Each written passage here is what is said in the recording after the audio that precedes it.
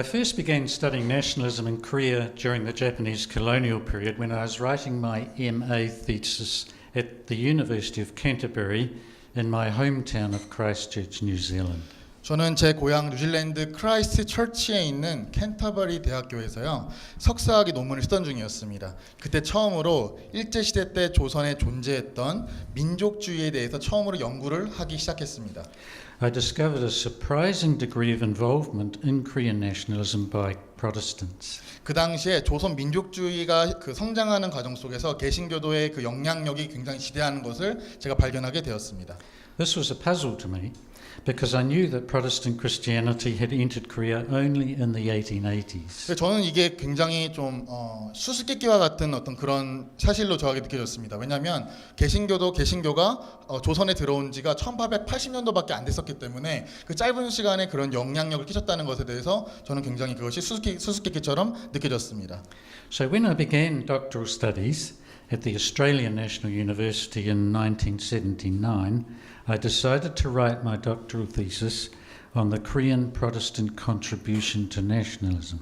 그래서 저는요 1979년 10월에 호주 국립대학교 박사과정을 들어가기 시작했고요. 그때 논문을 제가 쓰기로 결정했던 바가 한국 개신교도가 그 조선의 민족주의에 기여한 그것에 대해서 박사 논문을 쓰기 시작했습니다. How could Protestant Christianity, whose adherents comprised only a tiny minority of a strongly Confucian and Buddhist population, so quickly take such an important role in nationalism? 네, 파워포인트에 나와 있는 것처럼 어떻게 그 거대한 유교와 불교 인구 중에 개신교 기독교인이 그 당시에 굉장히 소수였습니다. 그렇지만 그렇게 소수에 불과했던 그 작은 그 일부가 어떻게 개신교가 그렇게 빠르게 민족주의의 중요한 역할을 감당하게 되었었는지에 대해서 제가 굉장히 놀랐었던 적이 있습니다. Initially, when I began my research into this subject, I did not regard the alliance between Christianity and nationalism as a problem. 제가 이 주제를 가지고 연구를 돌입했을 때 저는 처음으로 기독교와 민족주의 간의 그 연합, 그 동맹을 문제 자체로 여기지는 않았었습니다. Although it was a puzzle how Korea's Protestants came to take such a leading role in the development of nationalism in Korea in the early period, there did not appear to be any puzzle at all why they should embrace nationalism. 어떻게 조선 개신교인들이 한국 민족주의 태동기에 지대한 영향을 끼쳤다는 것에 대해서 깨닫게 되었다야 되는 것에서는 의심이 들지는 않았었습니다. 물론 의문이긴 하였지만 그것이 놀랍게 느껴지지는 않았었습니다. It seemed perfectly natural. 왜냐하면 너무나 당연한 것이었기 때문이죠. On a moral level, invasion of a country is wrong. 왜냐하면 도덕적 차원에서 생각을 해보면은요, 일본이 그 조선을 침략했던 것은 잘못된 것이기 때문이었어요. Subjecting a people to colonial rule is wrong. 또 한 번 한 민족을 식민지 통치 아래에 군림하면서 식민 생활을 했던 것 자체도 잘못된 것이었고, discriminatory treatment of people is wrong. 그다음에 조선을 어떤 민족적 차별의 대상으로 여겨졌던 것에 대해서도 그렇고요. So. 그런 이유 때문에 이 개신교도들이 초기에 민족주의 형성에 영향을 끼쳤다는 것에 대해서 의심이 들지 않았었습니다. But then I discovered two very important things. 제가 굉장히 중요한 두 가지 사실을 발견하게 되었습니다. First, when I carried out research into the phenomenon of Christian alliances with nationalism in Europe, it immediately became clear that the alliance was neither natural nor healthy. 제가 먼저 유럽에 있었던 기독교와 민족주의 간의 어떤 그 연합에 대해서 그 현상에 대해서 공부를 했었을 때 제가 알게 되었던 것은 이 두 가지의 이 민족주의와 개신교도의 어떤 이 연합이 굉장히 당연하지도 건강하지도 않은 어떤 그런 조합이라는 것을 제가 알게 되었습니다. I recorded my findings in the introduction of my book as follows. 제가 발견한 사실을 제 책의 서두에는 다음과 같이 제가 기록했습니다. Many Christian thinkers have strongly condemned the identification of nation and state and the Church's patronage of it. Though the Protestant social scientist Jacques Ellul and the Catholic philosopher Jacques Maritain seem to have little else in common, they are united in their opposition to nationalism. The nation had become an earthly divinity whose absolute selfishness is sacred. Nationalism, the particularistic commitment to ties of blood, tribe, or clan was the antithesis of Christianity. 네, 수많은 기독교 사상가들은 민족과 국가에 대한 동일화와 그에 대한 교회들의 찬동을 강력하게 규탄해왔다. 개신교 사회과학자인 자크 엘룰과 카톨릭 철학가인 자크 마리탱의 사상은 거의 공통점이 없어 보임에도 불구하고 그들은 민족주의에 대한 반대에 있어서만큼은 일치된 의견을 지니고 있었다. 민족은 성스러운 절대 이기심을 지닌 세속적인 신성이 되어버렸다. 혈통, 부족이나 씨족 등의 관계에 배타주의적 기여를 해온 민족주의는 기독교와 정반대의 위치에 있었다. In short, the alliance between a universalistic creed like Christianity and a highly particularistic ideology like nationalism was no small paradox. 요컨대 기독교와 같은 어떤 보편적인 어떤 유니버설한 신조와 그다음에 그 민족주의 같은 어떤 배타적인 어떤 그런 그런 이념이 손을 잡게 되고 이 동맹이 된다라는 것은요 굉장히 자기 모순이 아닐 수가 없었습니다. The second important thing I discovered was that considerable disagreement existed between the position of some of the Korean Protestant nationalists and the position of most non-Christian nationalists. 제가 발견한 이 연구를 진행하면서 발견한 두 번째 요소는요. 조선의 개신교의 민족주의자와 그다음에 대부분이었던 개신교인들이 아니었던 민족주의자들 간에 큰 어떤 이론적인 어떤 이점이 다른 의견이 많았다는 것을 제가 알게 되었습니다. In view of Christianity being a universal creed, this is what one would expect to find. 이것은요 기독교를 보편적인 신조로서 보는 시각으로 바라볼 때 찾아볼 수 있을 만한 예상될 수 있을 만한 점이죠. Yet only some Korean nationalists experienced friction, or some Korean Protestant nationalists experienced friction with non-Christian nationalists. 하지만 그 중에서도요 오직 일부 소수의 개신교 기독교인들만 비기독교 민족주의자들과 마찰을 경험했습니다. 의견의 차이점을 경험했다는 것이죠. Many Protestant nationalists seem to join non-Christian nationalist movements without any problem. 많은 대부분의 개신교 민족주의자들은요 비기독교 민족주의자들과 연합하는 거에 대해서 문제시 여기지 않았어요. 그러니까 자연스럽게 동화가 됐다는 것이었죠. Further, only some Protestant nationalists were criticized by non-Christian nationalists for not being proper nationalists. 그리고 그뿐만 아니라요. 몇몇 개신교 민족주의자만이 민족주의자답지 못하다고 비개신교 민족주의자들로부터 비난을 받았었습니다. This actually provided me with an important clue to find out whether there was actually any nationalist movement in Korea that we could term specifically Christian nationalism. 제가 방금 언급한 것들을 통해서 제가 깨달은 것은 우리가 기독교 민족주의자라고 콕 집어서 말할 수 있을 만한 어떠한 그 개신교 민족주의 운동이 조선 역사에 있었다는 것을 제가 발견해낼 수가 있었습니다. I had to find out whether those who did experience friction with non-Christian nationalists gave their reasons for being nationalists and whether they in fact developed a nationalist ideology and movement based on their new faith. 저는 그 개신교 민족자들 중에서 비개신교 민족주의자들이 이들과 마찰이 있었으므로 이 개신교 민족주의자들이 우리가 믿는 바는 이것입니다라고 자기 신앙의 근거에서 어떤 것을 주장했는지에 대해서 그런 것이 역사적으로 있었는지에 대해서 제가 확인이 필요했었습니다. This is what I discovered. 이것이 제가 알아낸 것입니다. What reasons for participating in nationalism did Protestants have which distinguished them from non-Protestants? 민족주의에 동참했던 개신교인들이 그 속의 비개신교인들과 구별되는 이유는 무엇인가? The writings and activities of one group of Protestants indicate that Protestants did directly influence the formulation of at least one stream of nationalism, self-reconstruction or ethical nationalism. 그 책 읽어드리겠습니다. 개신교인들로 이루어진 한 집단의 기록과 활동은 개신교가 적어도 자기 개조나 윤리적 민족주의와 같은 민족주의의 한 흐름의 형성 과정에 직접적으로 영향을 미쳤다는 사실을 나타낸다. 그 구성원들의 신앙을 따라 민족주의를 형성하려는 시도에 한해 이러한 집단은 일본 축출에 초점을 맞추고 있던 민족주의 감정과의 갈등을 경험했다.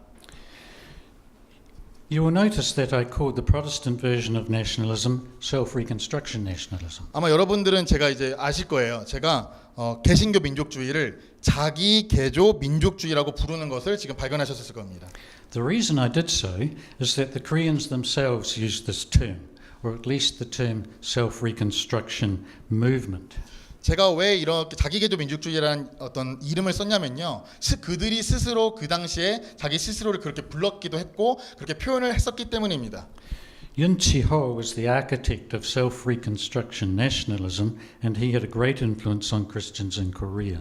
윤치호는요, 그 자기개조 민족주의의 그 틀, 그 프레임을 짰던 사람으로 보면 되고요.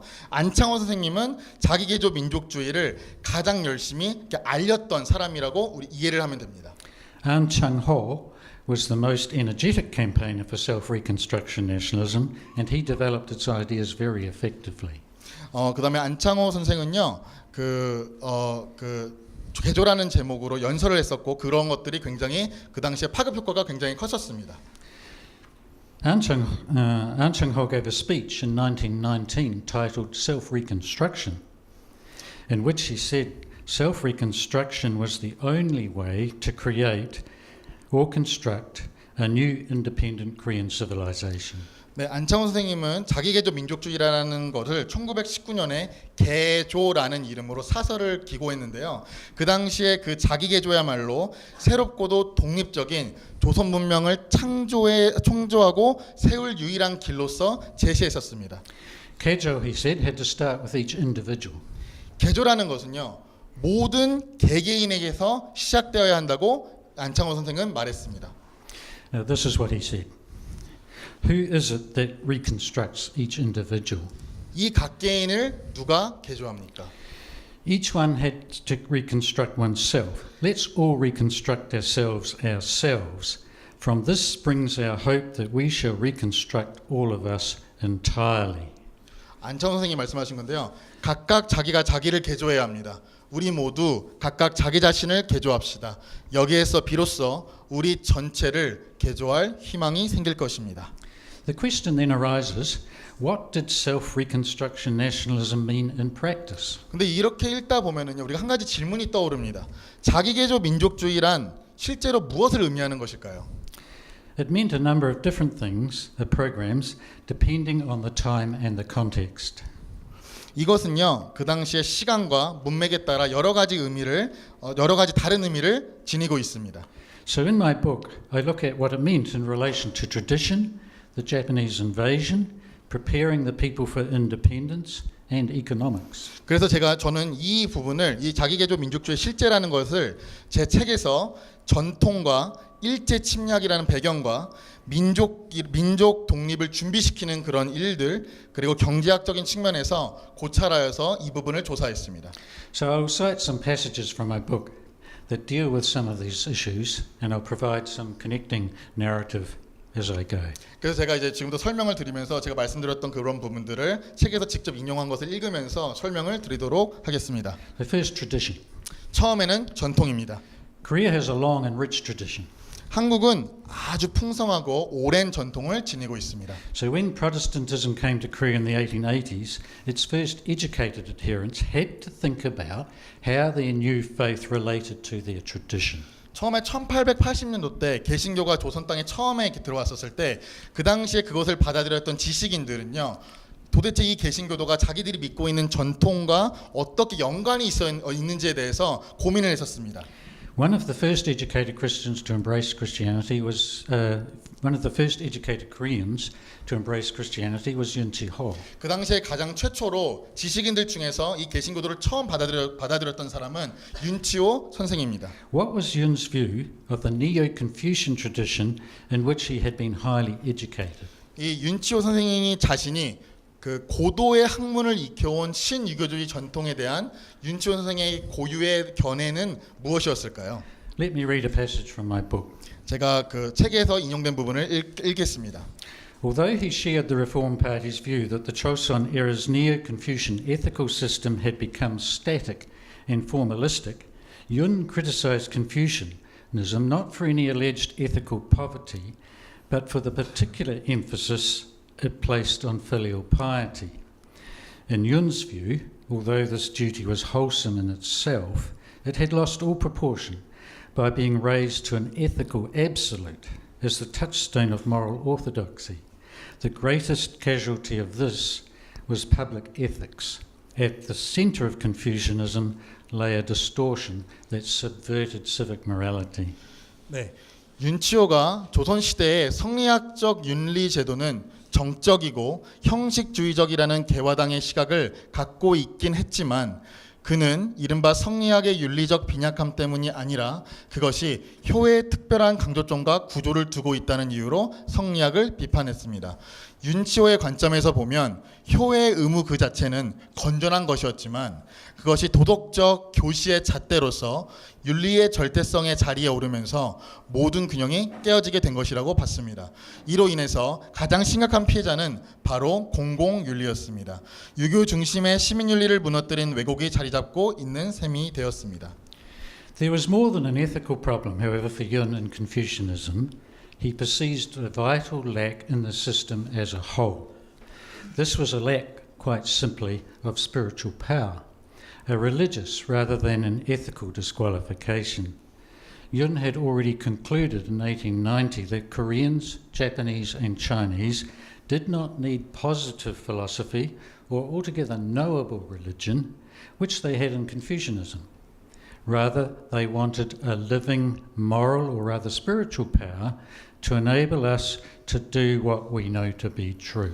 네, 윤치호가 생각하기로 유교에는 윤리적 문제 이상의 문제들이 있었습니다. 그는 총체적인 제도 속에 존재하는 치명적 혈입을 인지했습니다. 간단히 말해 이는 영적인 힘의 결핍이며 윤리적 실격이라기보다는 종교적 실격인 셈이었습니다.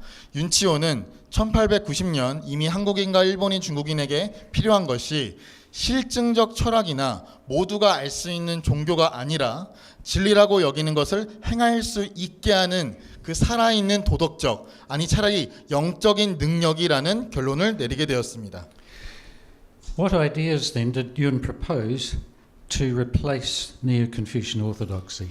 그럼 윤치호는 신유교주의를 대체할 사상으로 무엇을 제안하였습니까? Let me read again from my book. 제가 다시 책을 한번 읽겠습니다. In the 1890s, Seo-pil and Yun Chi-ho developed an ethico-spiritual critique of Korean society, beliefs and politics on the basis of their recently acquired Protestant faith. Korea's material weaknesses were regarded as symptoms of moral and spiritual decline, and self-strengthening was reinterpreted as the religious and ethical renewal of individual and society. In addition to, and rather as an extension of, Christian faith, this required modern education, training in civic virtues, and unity among all classes. The perceived result was the institution of a liberal democracy. 1890년대 서재필과 윤치호는 그들이 이제 막 받아들인 개신교적 신앙에 기초하여 한국 사회와 정치에 대한 윤리적이고 영적인 논평을 전개했습니다. 한국의 물질적 빈약함은 도덕 및 영적 위축에 따른 증상으로 여겨졌으며 자강은 개인과 사회의 종교적이고도 윤리적인 갱생으로 재해석되었습니다. 덧붙이자면 기독교 신앙을 보다 더 확대함으로써 시민 윤리와 모든 계급의 연합을 훈련할 수 있는 근대 교육을 요구했습니다. 이에 따른 결론은 바로 자유민주주의의 도입이었습니다. After Japan annexed Korea in 1910, this view was developed into a self-reconstruction theory which was supported by some Buddhists and Chondogyo adherents as well as Protestants. The basic outline of the theory can be stated simply enough. Korea's colonial fate was a result of a lack of material requisites of a modern state. This material lack was a result of an absence of moral fortitude and spiritual integrity, which was manifested in factionalism, a lack of public morality, and a fatal tendency to rely on larger powers in times of both peace and crisis. Japan herself was certainly a problem, but she was also part of a deeper and more pressing problem. If Japan were to leave one day, she or another power would be back the next. Hence, any independence which bypassed spiritual self-reconstruction would depend constantly on outside protection. Self-reconstruction involved reform of national character to be pursued within the supportive structure of model communities. These pilot communities were to be the future form of Korea in embryo. As they matured, they would render foreign rule unnecessary and ultimately impossible. 네, 1910년 일본이 한국을 합병한 후 이러한 관점은 자기개조 이론으로 전개되었습니다. 이 이론은 개신교인뿐만 아니라 일부 불교와 천도교 신봉자들에게도 지지를 받았습니다. 이 이론의 기본적 개요는 간단히 명시될 수 있습니다. 한국이 식민지 신세가 된 것은 근대 국가의 물질적 필요 조건이 부족했기 때문입니다. 그리고 이러한 물질적 결핍은 당파주의, 사회 도덕의 결여, 평화나 위기 그 어느 때든지 더 큰 권력에 의존하려는 치명적 경향으로 드러난 도덕적 인내와 영적 온전함의 부재의 결과였습니다. 일본은 그 자체가 명백한 문제거리였으나 그 역시 더 심도 깊고 간과하기 힘든 문제의 일부였습니다. 만일 어느 날 일본이 떠나버린다면 그 다음에는 일본이나 또 다른 세력이 들어올 것이었습니다. 이러한 이유로 인해 영적인 자기개조를 우회하여 이뤄진 독립은 계속적인 외부의 보호에 의존하게 될 것이었습니다. 자기개조는 민족성의 개조를 포함하며 모범이 되는 공동체들의 협력적인 구조 속에서 추구됩니다. 이 시범적 공동체들이 아직 초기 단계에 있던 한국의 미래상이 되어야 했습니다. 그들이 성숙해질수록 그들은 외세의 지배를 불필요하며 궁극적으로는 불가능한 것으로 만들 수 있을 것이었습니다. Model communities were Yun's idea of showing in concrete form what a reconstructed society based on civic morality looked like, and other prominent leaders such as Chang-ho and Man-Sik followed this idea. 그 모범 공동체라고 하는 것이 있었는데요. 이것은 그 윤치호 선생이 구상했던 건데 이거는 시민 윤리의 기반으로 개조된 사회가 어떠한지에 대해서 어떤 샘플 같은 공동체를 보여주는 거였어요. 근데 이것은 안창호 선생님과 조만식 선생님에게서도 동일하게 지지를 받았습니다. All these ventures followed the principle of self-reconstruction, beginning with the individual and moving out to all social relationships. 그래서 이러한 모범 공동체들을 기반을 다짐으로 인해서 미래 조선을 탄생시키는 어떤 기반을 닦으려고 하셨던 것이죠. In relation to the question of nationalism, which after 1910 became more urgent, these pilot communities and self-reconstruction societies also served to prepare the Korean people for independent statehood. 동시에 수많은 협회와 어떤 단체들이 개신교가 제시하는 새로운 사회를 논하고 실제로 구현하기 위하여서 많이 조직이 되었었습니다.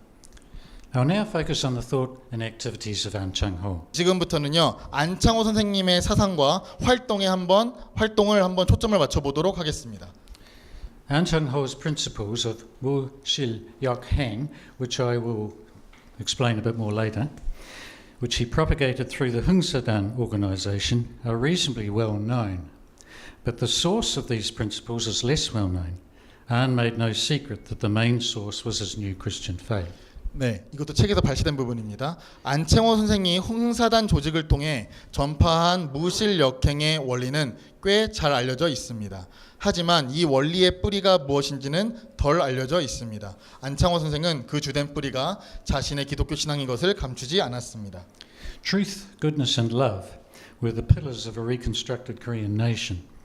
But these were spiritual virtues, and as such they required people to turn completely away from negative habits and attributes. This was the definition of repentance. Out of repentance would flow a new society. 진리, 선행, 사랑이 재건된 조선이란 나라의 기둥이었습니다.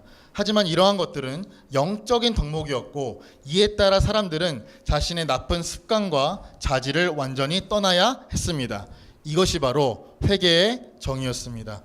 회개에서 새로운 사회가 흘러나오는 것이었습니다.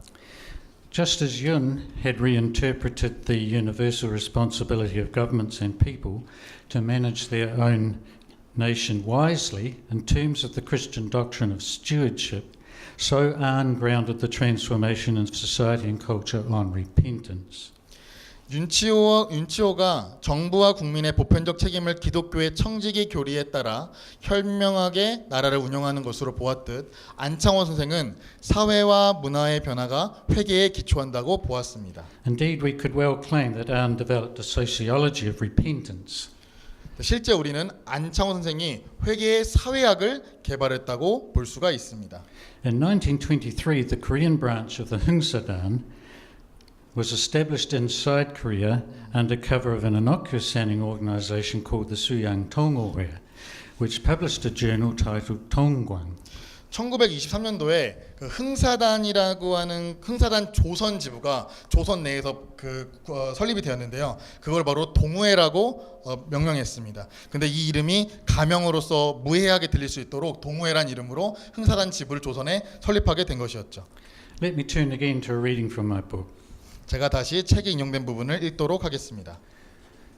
The stage was thus set for the public dissemination, for the first time for most Koreans on the peninsula, of An Chang-ho's polished doctrine of gradualism.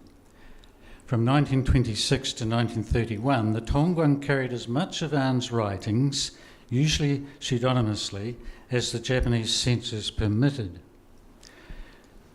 Writing in the style of religious prophet, An subjected the Korean race to a hard-hitting analysis of its moral and spiritual dissipation.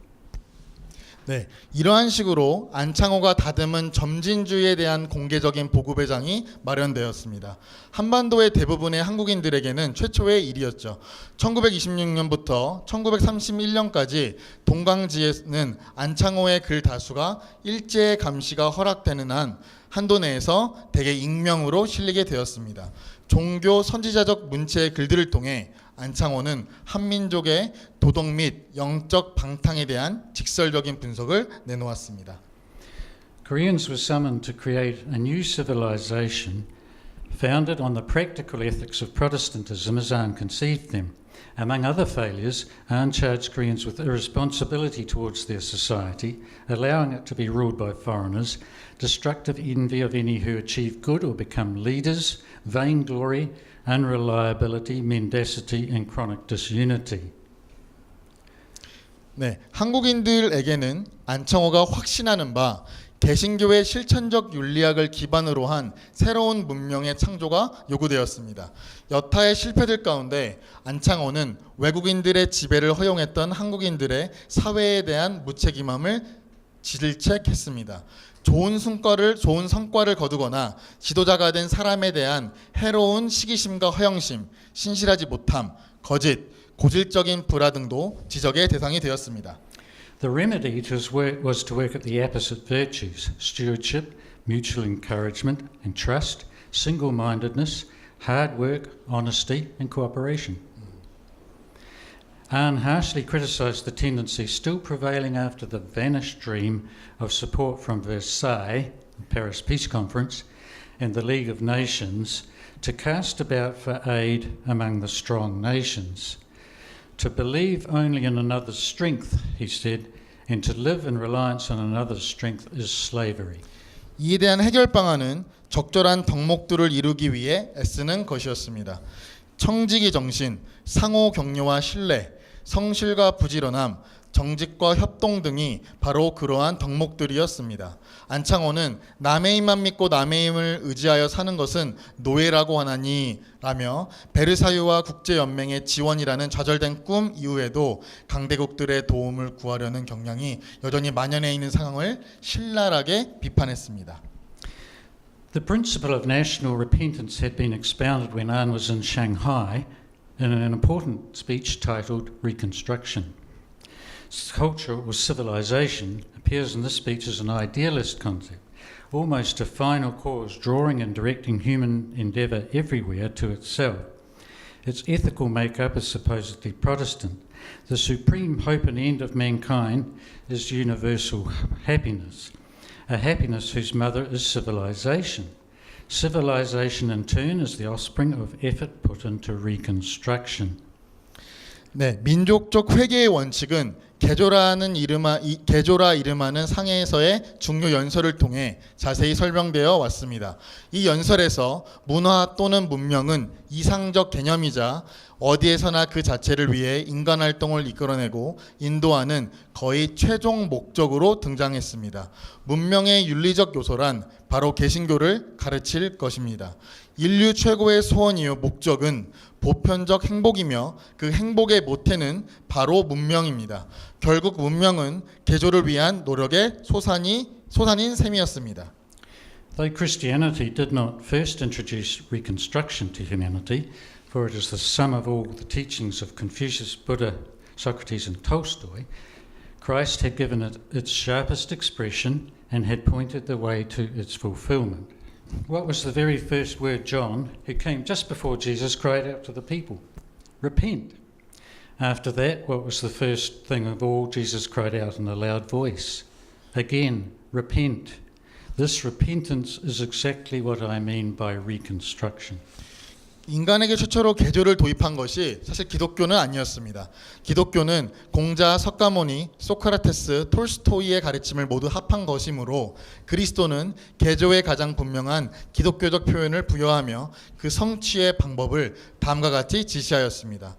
예수보다 조금 먼저 온 요한이 맨 처음으로 백성에게 부르짖은 말씀은 무엇이요? 회개하라 하였소. 그 후에 예수가 맨 처음으로 크게 외친 말씀이 무엇이요? 또 회개하라 하였소. 나는 이 회개라는 것이 곧 개조라 하오. Civilization, Anne continued, was beauty and light, set in antithesis to darkness and filth. Accordingly, there was an urgent need to renovate everything in Korea: education, religion, agriculture, commerce, public works, food, customs, clothing, cities, villages, and even rivers and mountains.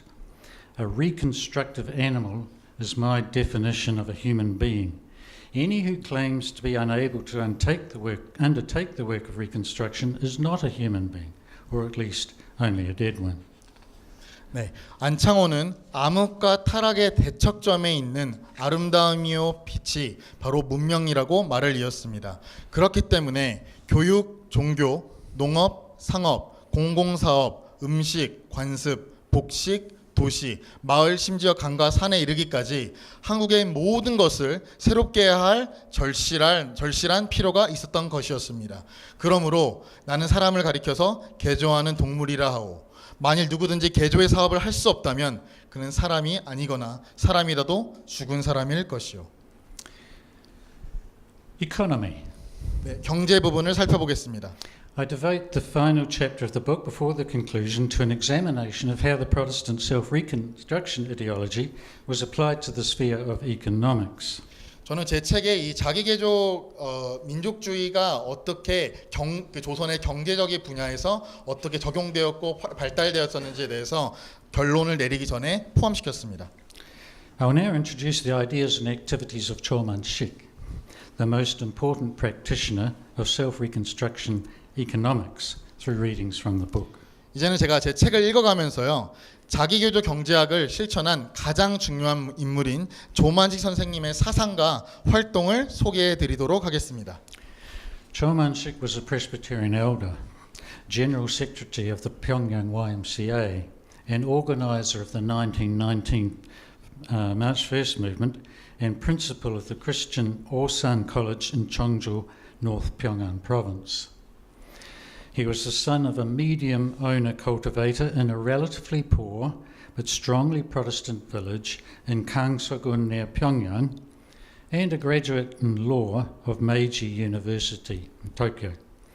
Having recruited support from colleagues and Christian youth, Cho had proclaimed the formation of the Korean Products Promotion Society as early as 1920, but it was not until mid-1922 that the society was firmly established in the Pyongyang YMCA with the support of Korean businesses in the area.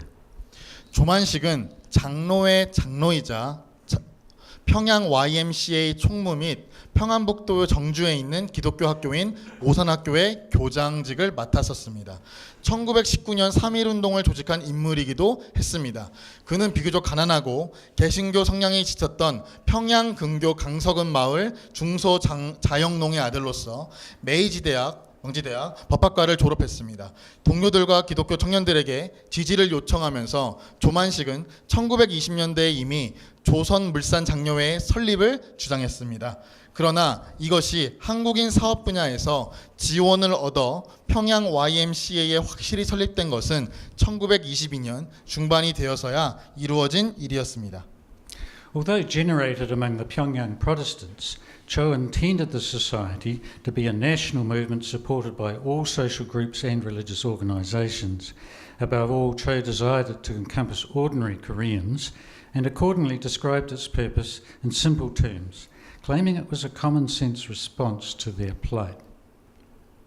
평양 개신교인들 사이에서 시작되기는 했지만 조만식의 의도는 이 단체가 모든 사회단체와 종교기관의 지지를 받는 민족운동이 되게 하는 것이었습니다. 무엇보다 조만식은 한국 민중들을 포용하기를 열망했으므로 이 운동이 당면한 역경에 대해 상식적인 반응임을 주장하면서 간단한 말로 그 목적을 설명했습니다. The present indigence among Koreans is due to mindless contempt of and failure to cherish their own goods.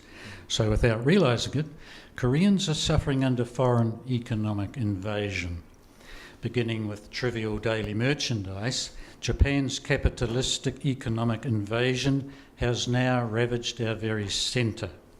The way to block this invasion is to increase production of native goods and to develop and elevate products to a high level of excellence. These goods must then be constantly patronised in order to promote further production.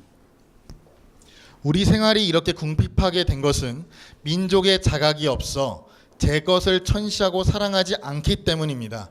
그래서 자기도 모르는 사이에 외국의 경제적 침략을 당하고 있습니다.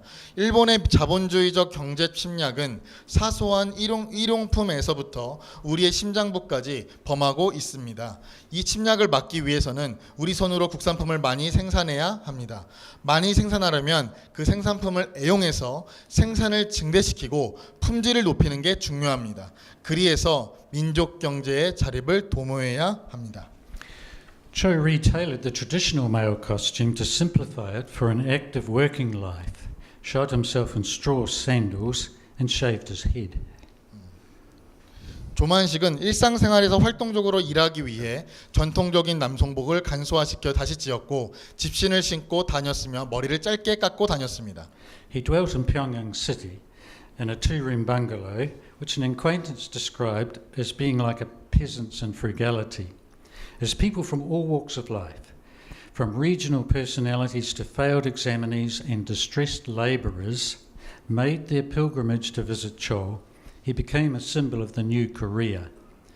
In his blending of traditional commoners' values with the practical elements of the Western religious and scientific outlook, Cho Man-Sik was able to communicate directly to the people the essence of the self-reconstruction ideas which in their culturalist form had been less accessible or less acceptable. In particular, his practice of seeking to influence people through personal moral example rather than political or social authority gained him respect even from critics and earned him the title Gandhi of Korea. 조만식은 평양에 있는 방 2칸짜리 초가집에 기거했는데 지신들의 묘사에 따르면 마치 피촌 농가의 집과 같았다고 했습니다. 종교계 유명 인사들로부터 낙방한 수험생이나 괴로움을 당하고 있는 노동자에 이르기까지 수많은 다양한 종류의 사람들이 순례하듯이 조만식을 찾아오면서 그는 새로운 한국의 상징이 되었습니다. 조만식은 전통적인 평민들의 가치를 서양 종교와 과학적 세계관이라는 실천적 요소와 접목시켰고 이를 통해 이해하기 쉽지 않고 그래서 수용되기 어려웠던 자기개조 사상의 본질을 그 문화주의적 형식 속에서 사람들에게 직접 전달할 수 있었습니다. 특히 정치나 사회적 권위가 아니라 스스로 도덕적 모범을 보임으로써 사람들에게 영향력을 끼치려 했던 그의 실천은 그로 하여금 비평가들에게서조차 존경을 받고 한국의 간디라는 별칭까지 얻게 만들었습니다. Cho Man-Sik laid the blame for the Japanese capitalistic invasion squarely on Korean ignorance born of thoughtlessness concerning the basic conditions of economic survival. December 1922, the Korean Youth Association chose theme in an article titled My Life by My Means. The article stated, in accord with the familiar utilitarian doctrine, that morality, instincts and the like had to do with the universal human task of creating a secure social environment. Contrary to this impulse, Koreans had allowed themselves to be buffeted by wind and wave, living lives without foundation. Taking the bull by the horns, the article emphatically declared that economic activity was the most direct and most vital means of ensuring Korea's survival. Politics could come later. 네, 조만식은 일제의 자본주의적 침략에 대하여 경제적 생존의 기본 요건을 돌아보는 일에 몰지각했던 것에서 기인한 한국인들의 무지에 대하여 그 비난의 화살을 돌렸습니다. 1922년 12월 조선 청년연합회는 내 살림 내 것으로 라는 제목의 글에서 조만식의 논지를 적용했습니다. 이 글은 잘 알려진 공리주의적 원칙에 따라 도덕성과 직관 및 기타 등등은 안전한 사회적 환경을 만드는 인간의 보편적인 책무와 연관되어 있다고 설명했습니다. 이러한 자극과 대조적으로 한국인들은 스스로 바람과 파도에 흔들리며 근본 없는 삶을 살아왔습니다. 이에 대한 정면 돌파로서 경제적 활동이 한국의 생존을 보장해줄 가장 직접적이고도 중요한 수단이며 정치는 나중 일이라고 단호하게 선언했습니다. After Japan attacked China in 1937, the whole empire was put on a war footing and the Protestant nationalist movements were all disbanded by the police. 1937년 일본이 중국을 침략한 이후에 일본 제국 전체는요 전시 편성을 하고 있었고 개신교 민족주의 운동은 일본 경찰에 의해 전면 금지되었습니다. But from the mid-1920s to mid-1930s, they were the most consistent of all national movements in Korea. 하지만 이 자기개조 민족주의는요 1920년도와 30년대까지 동일한 전략으로 계속 지속적으로 모든 국민 운동 중에서 가장 일관되게 진행되었던 운동이었습니다. Nevertheless, they existed in tension with mainstream secular nationalist groups which did not fully understand their objectives or their strategies. 하지만요 이 운동에 대해서 비개신교 세속주의적인 어떤 민족주의자들은 이걸 이해하지 못했었어요. 그래서 많은 사람들이 이 자기개조 민족주의자들을 공격했고 비난했고 신랄하게 비난했습니다. The main reason for the conflict and criticism was the non-political strategy adopted by Protestant self-reconstruction nationalists, especially after the failure of the 1919 independence movement. 왜 이렇게 비난이 발생했냐면요. 특히 1919년의 그 3.1 운동이 실패로 돌아간 다음에 개신교 자기개조 민족주의자들이 채택한 비정치적인 책략 때문이었습니다. By way of conclusion, I'd just like to add some thoughts about how this might relate to today. 네, 오늘 여기 이제 결론을 좀 내리고 싶은데요. If one studies the early Protestant movement, especially among its educated movements, one discovers an astonishing fact. 제가 그 초기 한국 기독교를 보면은 그 특히 지식인들, 그 교육을 받았던 개신교들 사이에서 어떠한 특이한 점을 놀라운 사실을 발견하게 되었습니다. In the space of just a few years, they understood and developed the individual, social, political, philosophical and economic implications of their new faith.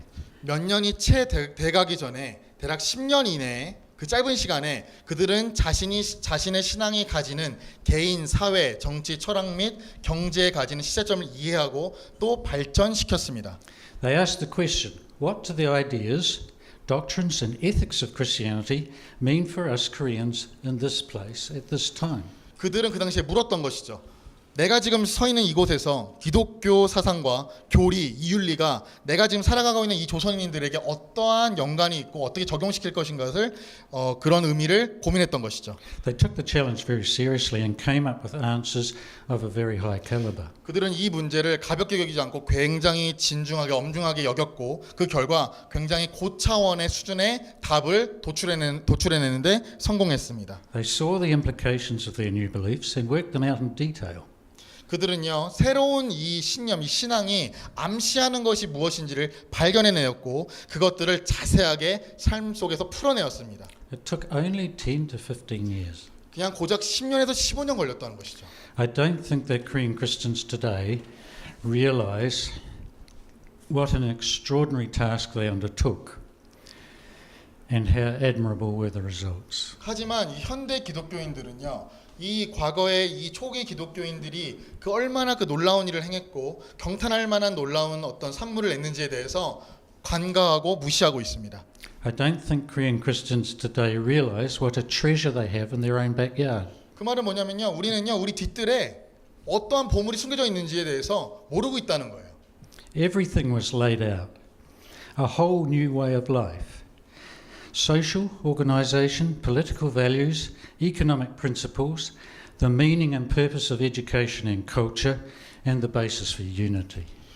완전한 새로운 삶을 만들자라는 그 모든 기초가 이미 다 깔려 있는데 개인의 삶, 사회 조직, 정치적 가치, 경제 원리, 교육 및 문화의 의미와 목적, 그리고 연합을 위한 토대를 완전히 개조하자는 제안이 이미 뒤따랐는데도 불구하고 우리가 그것을 잘 모르고 있어요. Throughout all these programs, however, one core element always lay beneath. 하지만 이 모든 과정 밑에는요, 한 핵심적 요소가 깔려 있었습니다. This core element was spiritual and moral reconstruction. 그 핵심적 요소는 영적, 도덕적 개조였습니다. This has not been grasped and has usually been grossly misunderstood.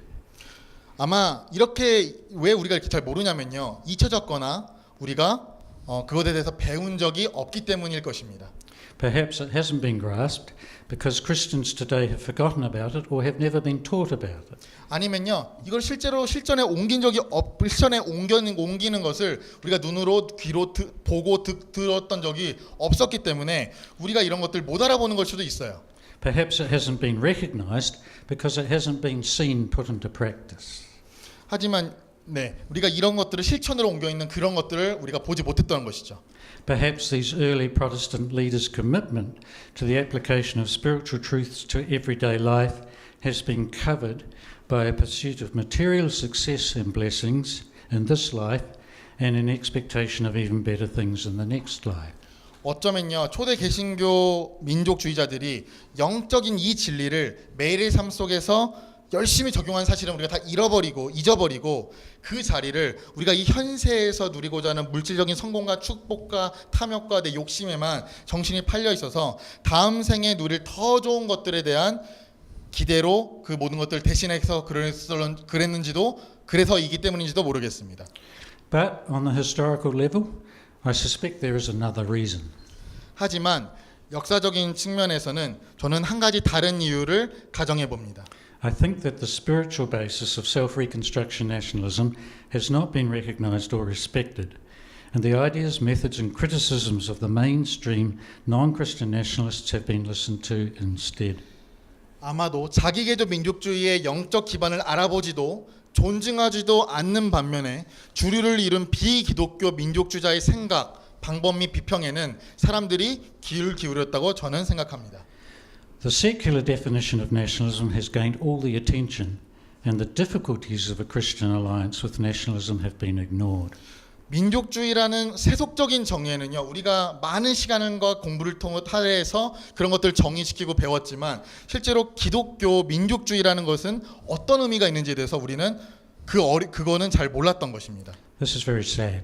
이것은 정말 애석한 일이 아닐 수가 없습니다. It's such a waste of the riches stored in Korea's Christian history. 이것은 마치 한국 기독교의 보물을 바라보지 못하고 그냥 방치하는 것과 똑같은 것이죠. I'm often surprised, I'm always surprised that Korean Christians today do not seem to be aware of how extraordinary the first Protestants in this country were. 저는 오늘날 현대 기독교인들이 우리의 뿌리인 이 초대 기독교인들의 그 유산을 바라보지 못하고 그냥 무시하는 거에 대해서 저는 너무 놀랄 때가 많습니다. Part of the problem is we humans always want to find fault with others, especially the people in the past who cannot answer back. 또 하나의 문제는요, 우리는 사람으로서 특히 다른 사람, 우리의 말에 답할 수 없는 과거의 인물들의 잘못을 늘 들추기 원한다는 거예요. And so we say Yun-chi-ho or Man-Sik or whoever did something we disagree with, so we don't want to know anything more about them. 또 그게 무슨 말이냐면 윤치호나 조만식 혹은 그 누구라도 우리가 찬성이 안 되는 것들은 그냥 색깔론적으로 생각하고 그냥 무시해버리고 그리고 그 사람들에 대해서 우리가 더 알고 싶지 않아라고 이렇게 단정짓는다는 것이죠. Unfortunately, Christians want to find saints, people who never did anything wrong and never made a mistake. 또 이것은요 우리가 얼마나 무지하고 얼마나 우리 안에 의가 높아져 있는지를 우리가 발견하는 증거입니다. But there are no such people. 하지만 우리는 그런 성자들은 없습니다. There are no such saints. 우리 안에 그런 완벽한 성자의 모습은 그런 사람들은 존재하지 않습니다. Those who write histories in which they claim to have found someone in the past who has never made a mistake or has never had an idea we disagree with are not writing histories, they are writing hagiographies. 만약에 실수한 적이 없거나 우리가 반대할 만한 생각을 한 적이 없는 사람을 찾았고 그런 것들을 만약에 역사적인 측면에서 저술하는 사람들은요 그건 역사가가 아니라 칭송 일색의 정기를 쓰는 것과 다름이 없을 것입니다. The Apostle Paul warned the Corinthian Christians against this sort of thinking. 사도 바울은요 고린도 교회에게 그 사람들이 생각하는 그 방식에 대해서 이렇게 비판했습니다. You are not asked to follow Peter, Apollos, or Paul, he told them. 그는 이렇게 얘기했죠. 베드로를 따라가지 베드로, 아볼로 혹은 바울파로 그렇게 팔을 나누어서 그렇게 사람을 따라가지 말아라. Was I, Paul, crucified for you? 나 바울이 너희를 위하여 십자가에 못 박혀 죽었느냐? It is Christ alone whom you must follow. 너희가 따를 분은 오직 그리스도이시니라. There is a rich Christian legacy in this country. 이 조선은요 기독교 유산이 풍부합니다. Its early Protestant leaders were, in a sense, prophets. 그리고 초기 개신교 기독교인들은요 마치 어떤 의미에서는 선지자와 같았다고 볼 수가 있어요. They communicated to the people the moral and spiritual condition of the country, the consequence of its condition, and the path back to spiritual health. 그 초대 기독교인들은요 민중에게 우리 사람들에게 나라의 도덕적 영적 상황과 그 상황의 대감이 다시 영적 온전함으로 다시 돌아가라고 그렇게 외쳤던 것이었을지도 모르겠습니다. This was the job of the Old Testament prophets. 하지만 이게 바로 구약 선지자들이 했던 게 아닌가요? But as Jesus pointed out, the people of Israel treated the prophets badly. 하지만 예수님께서 지적하셨듯이요. 이스라엘 백성들은 이 선지자들을 함부로 대했고 이 사람들을 극악하게 대했었습니다. They stoned them and despised them and 그들은 refused to listen to them. 그들은 그 선지자들을 돌로 쳤고요, 무시했고요, 능멸했고요, 그들의 소리를 귀 기울이지 않았습니다. The early Protestant nationalists had a prophetic message. 초대 개신교 지도자들에게는요 선지자적인 말씀이 존재합니다. Much of what they said did not please the mainstream nationalists. 하지만요 우리가 이미 대변적으로 알고 있는 이 주류 어떤 민족주의자들은요 이 이야기들을 달가워하지 않습니다. They did not heed Chang-ho's message that the first thing necessary was to repent of their past ways and reconstruct themselves. 그들은요 먼저 해야 할 일은 과거의 방식을 회개하고 자기를 개조하는 일이라는 안창호 선생의 말에 그들은 주의를 기울이지 않았습니다. Even after he had been imprisoned by the Japanese on false charges and was released because of serious illness, Chang-ho got together with Man-Sik and made this statement. 억울하게 일본인의 어떤 기소당에서 그 감옥에서 중병을 얻은 안창호 선생님은요 출소 후에 조만지 선생님을 찾아가서 다음과 같은 성명문을 작성했습니다. I'm aware there is much to do at this time, but whatever we may do, I believe that revolution of character is key to it all. I mean the transformation of the people. You may mock at this as some Lee Kwang-soo style national reconstruction theory, but even so, I believe that revolution of the personality is what is needed most just now. I agree that unless the evil system is abolished, it is impossible to produce this good character. But who is it that will rid us of the evil system, if not character? And what sort of social revolution is achieved by good-for-nothing characters? It all goes back to revolution of the personality, without revolution in character. Even if one does abolish an evil system, it will be followed by another bad system. If the soil is bad, no matter how good the seed, it is still bad. 네, 안창호 선생님은 조만희 선생님이 이렇게 나눴습니다. 우리가 할 일이 많은 줄 압니다. 그러나 우리가 무엇을 하든지 핵심되는 바는 인격 혁명이라고 생각합니다. 민족 변화란 말씀이요. 이것도 춘원식의 이강수죠. 민족 개조론이 구나 하고 비슬지 모릅니다만 하여튼 지금 제일 필요한 것은 인격 혁명인 줄 압니다. 과연 나쁜 제도를 타파하지 않으면 훌륭한 인격을 내기 불가능할 줄 압니다. 그러나 나쁜 제도를 타파하는 것은 누가 하는 것입니까? 인격이 하는 것이 아니고 무엇입니까? 망국의 인격으로 무슨 사회혁명입니까? 핵심은 인격혁명에 돌아가고 맙니다. 인격혁명을 못한 이는 제 아무리 나쁜 사회 제도를 타파한다 해도 다시 나쁜 제도밖에 나오지 않습니다. 봄바탕이 그르면 아무 좋은 씨라도 글렀단 말씀이요. Yes, the idea of reconstruction will still be mocked, and the belief that individual renewal, will transformation may still be dismissed, along with the view that the basis of all life is spiritual. 네, 그렇습니다. 네, 개조라는 개념은요, 요즘 시대에도 여전히 비웃음거리의 대상이 될 수밖에 없습니다.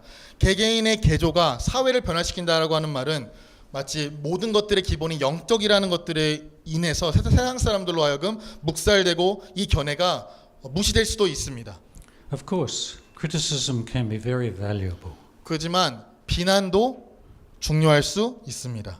People are allowed to criticize and must be left free to criticize. 누구나 사람들이라면요, 비난할 자유가 있고 마음대로 비난할 수 있어야 합니다. However, criticism must be accurately informed. 하지만요, 비난, 즉 비판은요, 정확히 알고 해야 될 것입니다.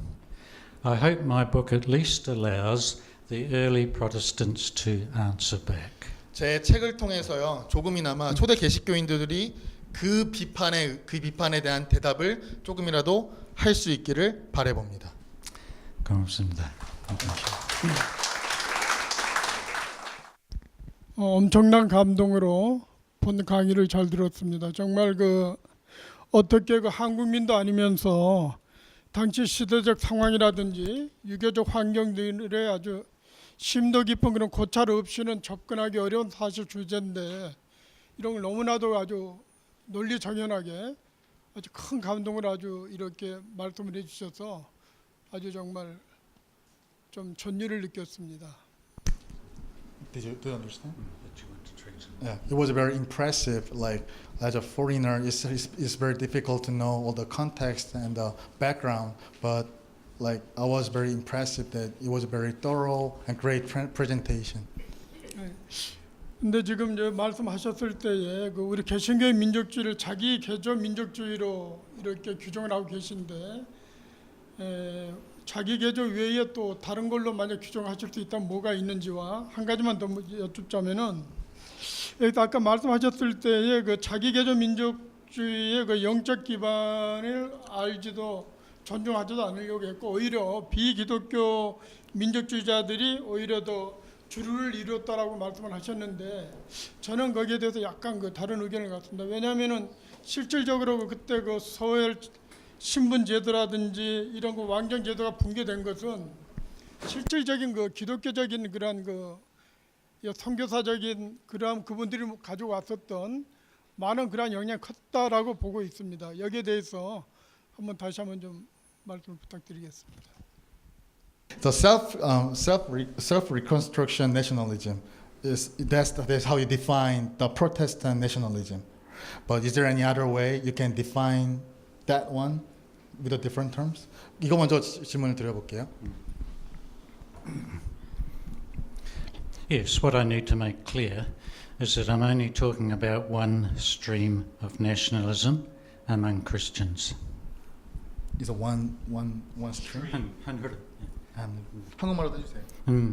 그런데 한국말을 모르는 사람한테 영어로 하시니까 한국말로 해주세요. 예, 그런 오케이. 다 하시거든요. 사실. 이 책에서 제가 다루는 민족주의 활동 그냥 기독교인 중에 한 흐름만이에요. 그 서론에는 내가 그냥 그거 분명히 설명합니다. 민족주의에 가입한 기독교인들이 많았어요. 그래서 그거 제가 처음에 연구하기 시작했을 때 굉장히 놀라운 사실을 배운 것이었죠. 그치만 제 알고 싶은 거는 왜 초기에 그때는 기독교인이 그 한국 기독교인의 수가 굉장히 작았어요. 한 몇십 명밖에 없었어요. 그 다음에 몇 백. 그리고 사실 1945년에는 전 인구의 3%로 지나지 않았어요. 3%만. 그래서 이 1880년, 90년 그때 별로 없었어요. 그래서 내처는 어째 그렇게 많은 기독교인들은 그 지도적인 역할을 했는지, 특히 민족주의에 있어서 외국에서 들어온 종교를 믿게 되고 어떻게 민족주의에서 그렇게 많은 사람들이 가입할 수 있어요. 그래서 내가 보니까 많은 기독교인들은 자기의 믿는 것을 전혀 생각하지 않고 그냥 당연히 무슨 다른 나라 들어와서 우리 못 살게 하면 그냥 당연히 그거 저항해야 되죠. 그래서 다른 사람 비기독교인들과 마찬가지로 그냥 그렇게 생각했죠. 그래서 제가 알고 싶은 거는 기독교인으로서 무슨 민족주의자가 되는 이유가 있었는지, 아니면 민족주의자가 된 다음에 자기의 교리나 신앙 그런 것을 생각해서 무슨 기독교적인 민족주의적 흐름을 세웠는지.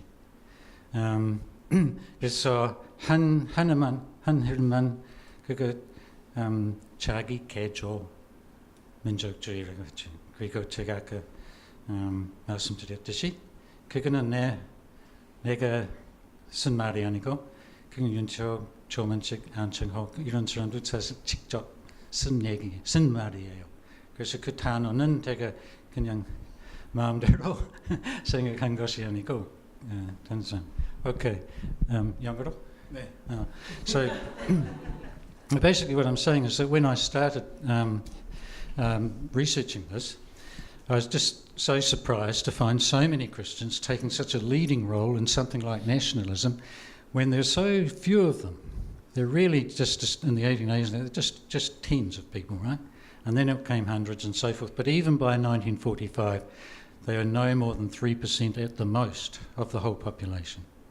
So how was it back then, with only just a few of them, did they get into that position of leading it? Because they really did take a leading role in all the major national bodies and so forth.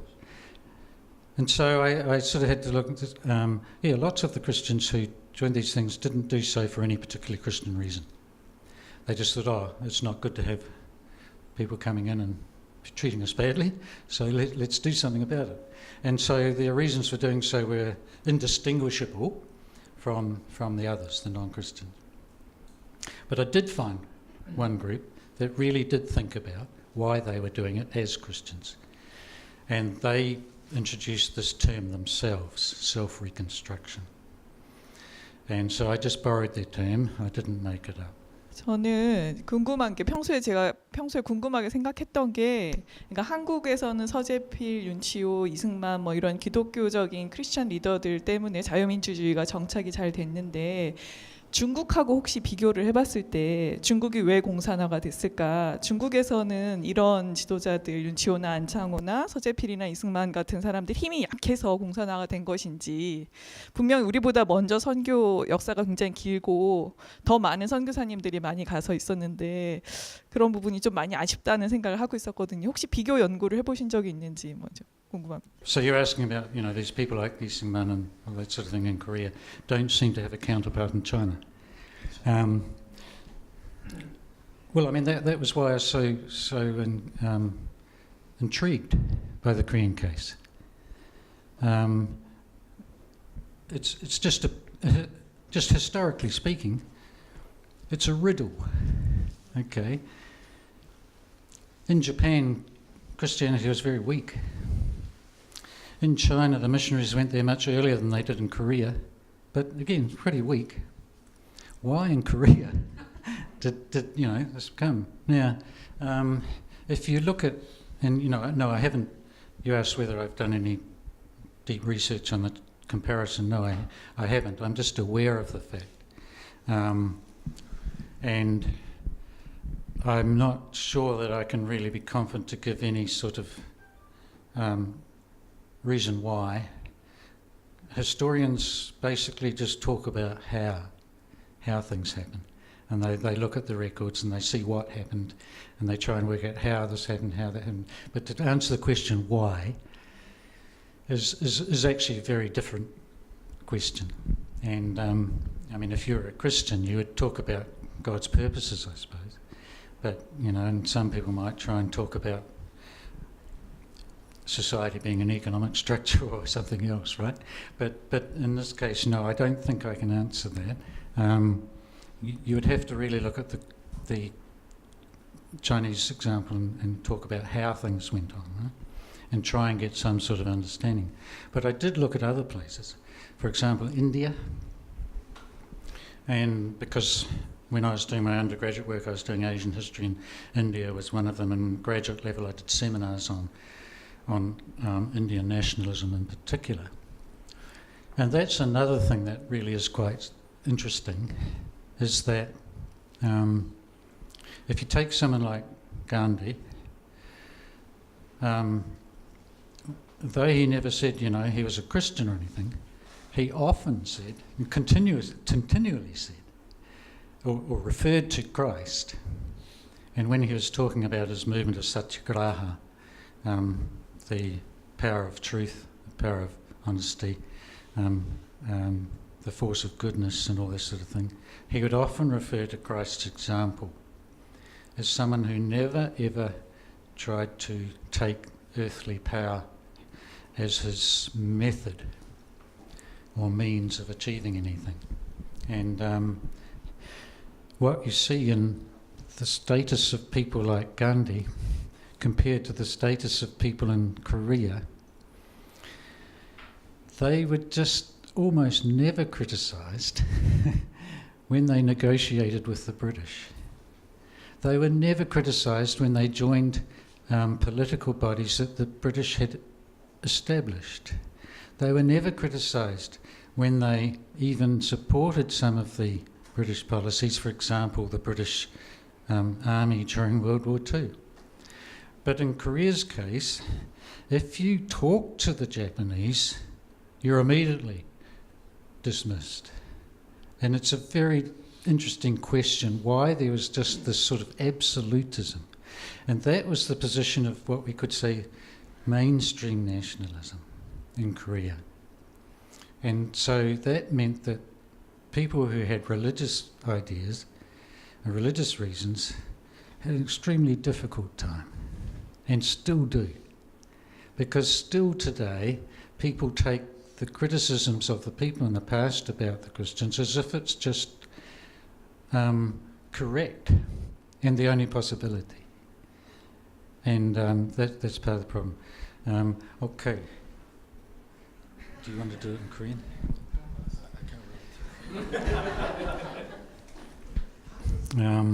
예, 그래서 중국의 경우 한국과 달리 기독교인이나 종교적인 사람들이 민족주의에 있어서 지도적인 역할을 하지 못했어요. 그렇죠? 그래서 질문은 왜 한국에는 그렇게 했지만 중국은 안 못했어요. 그리고 내가 그런 것을 깊이 연구해본 일이 있느냐고. 그래서 그 질문에는 아니요.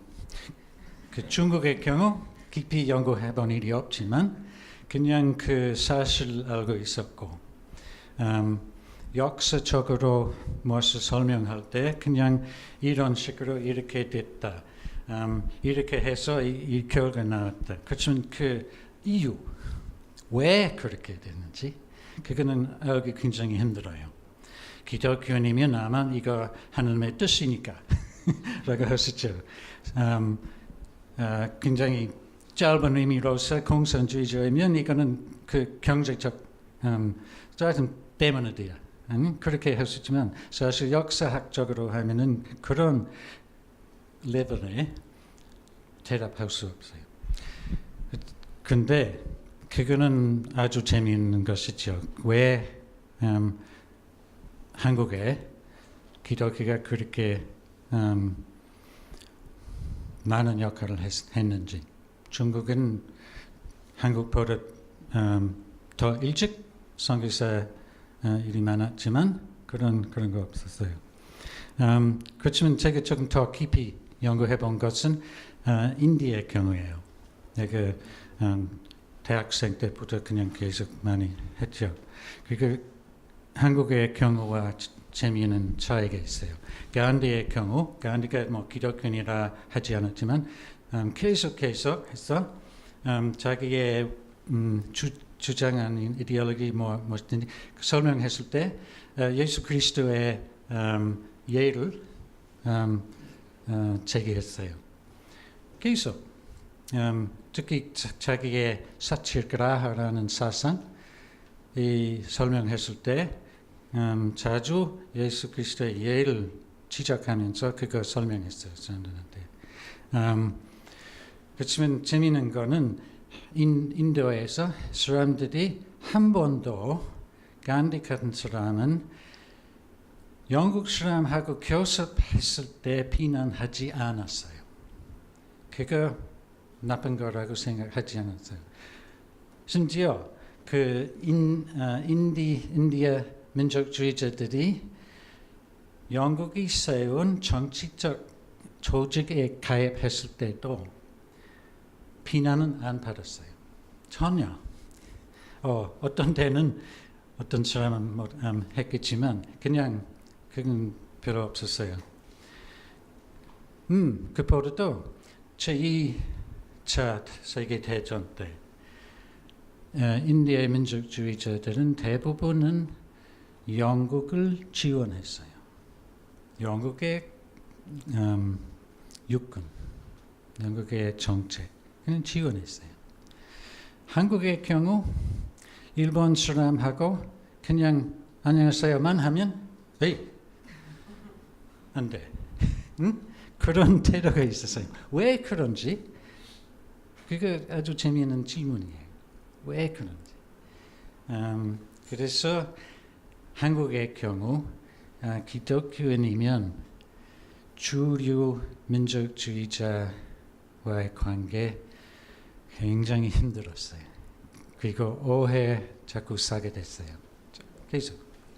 요새도 왜냐하면 요새도 대부분의 역사학자들은 그냥 그 당시에 비난한 사람의 입장을 그냥 그대로 받고 계속 그 비난을 반복하는 거예요.